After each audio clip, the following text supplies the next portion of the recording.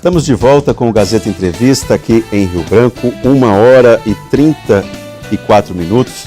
Tenho aqui o prazer de receber a psicóloga Valciclene Cardoso Gomes de Melo. Bom receber você aqui, Valciclene.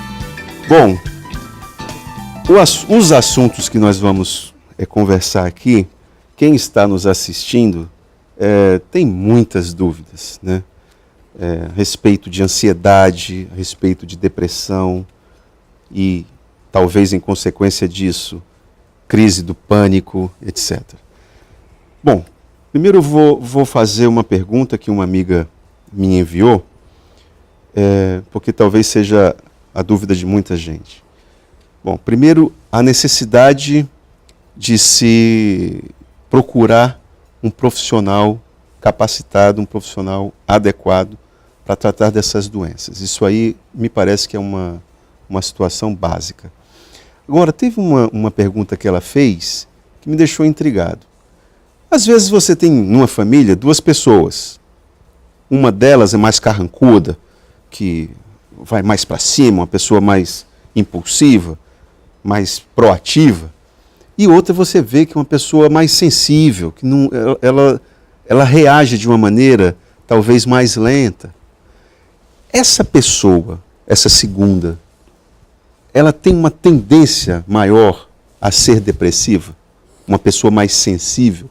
Primeiro, boa tarde. Boa tarde a todos. Respondendo a tua pergunta, não necessariamente. A personalidade não quer dizer que a pessoa tem uma predisposição para algum tipo de patologia, seja ela ansiedade, depressão, síndrome do pânico, estresse. Por quê? Vai muito do que ela está carregando, que ela está trazendo. Você ser estressado, ser proativo, não significa que você não tem essa predisposição. Você ser calado, mais tranquilo, introspectivo, também não é um indício de que a pessoa tem a predisposição. São fatores que acontecem tanto socialmente, também geneticamente, que alguns podem ter, outros não. Quer dizer que a depressão ela é algo que também pode ser explicado pela genética?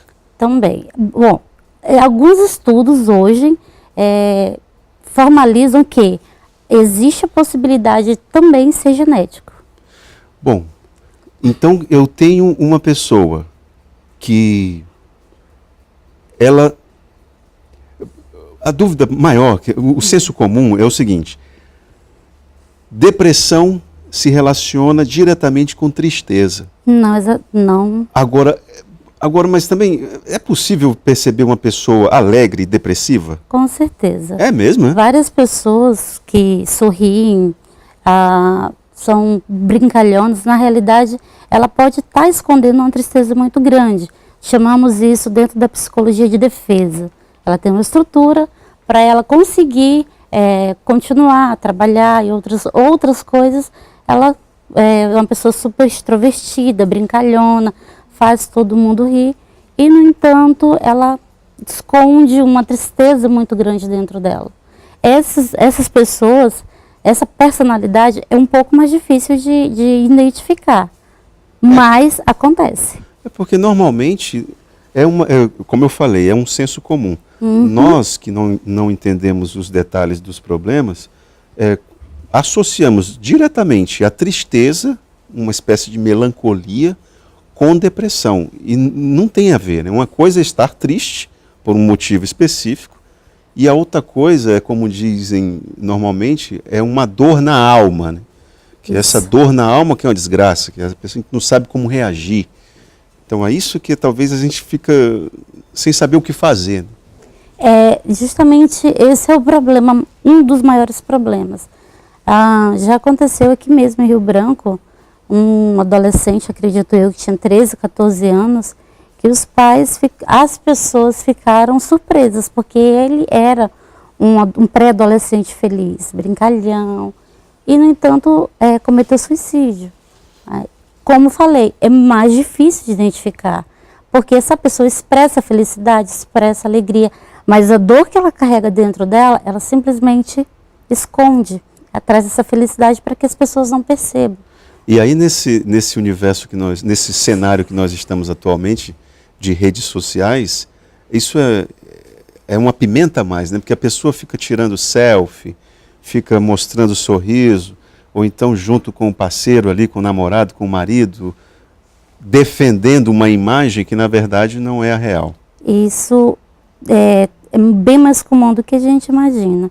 Nas redes sociais, a necessidade de expor uma vida feliz, uma vida plena na realidade, né? Que tem tanto financeiramente como a felicidade do casal, a felicidade de ter coisas, do objeto em si. Viagens. Mas para esconder realmente o que a pessoa sente. Na realidade, não estou falando que seja 100%, mas grande parte das pessoas que se expõem muito em redes sociais, se você procurar alguma coisa, você vai encontrar. De perto, ninguém é normal, mais ou menos assim, né? A lógica. Mais ou menos isso. Ô Ciclene, e a ansiedade? Como é que eu posso estar ansioso e saber que eu só estou ansioso, não estou depressivo? Ou quando eu estou ansioso, indo para um quadro depressivo, de depressão, como é que eu preciso me sintonizar? Ansiedade, depressão e síndrome do pânico são patologias diferentes. Isso não significa que a pessoa não possa ter 2 ou 3. Valha-me Deus, 2 ou 3? Você já viu gente aqui assim, desse jeito? É mais comum do que nós imaginamos. Meu Deus. As comorbidades que nós falamos na psicologia. Às vezes começa na ansiedade. O que é ansiedade?